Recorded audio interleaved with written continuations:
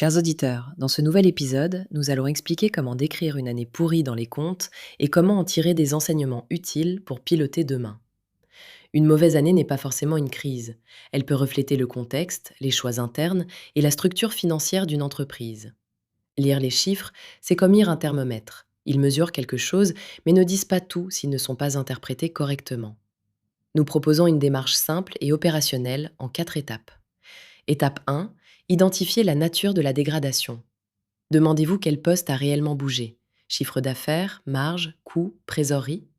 Pour illustrer, prenons l'exemple d'une petite et moyenne entreprise industrielle dont le résultat chute, mais uniquement parce que les matières premières ont doublé sans changement opérationnel. Étape 2, distinguer conjoncturel et structurel. Une hausse temporaire d'un coût ou un arrêt de production n'a pas le même sens qu'un modèle non rentable sur le long terme. Étape 3, relire les décisions internes. Un recrutement anticipé, un investissement mal timé ou un changement d'organisation peut expliquer une année difficile sans que la décision soit forcément mauvaise. L'effet financier peut être décalé. Étape 4, mesurer l'impact sur l'avenir.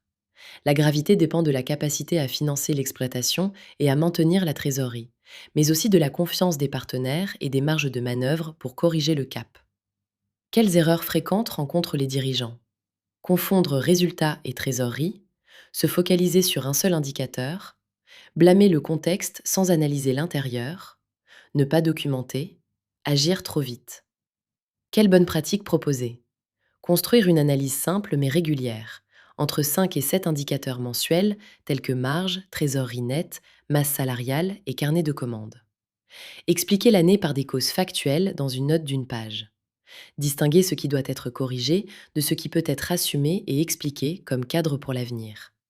Chez Scale2Sell, nous accompagnons les dirigeants pour transformer ces années atypiques en outils de pilotage et de structuration afin de rendre l'entreprise plus désirable pour les partenaires et les acheteurs potentiels. L'objectif, guider sans dramatiser et préparer un vrai plan d'action. Même sans formation comptable, vous pouvez l'appliquer et gagner en clarté. Merci d'être à l'écoute. Partagez vos questions, abonnez-vous et consultez notre blog pour aller plus loin.